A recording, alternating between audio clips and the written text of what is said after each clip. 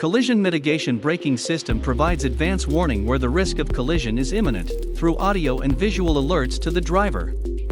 It also applies brakes to slow down the speed of the car and avoids collision.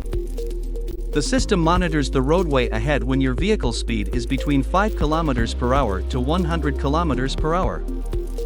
CMBS can detect ongoing cars, pedestrians, and bicycles.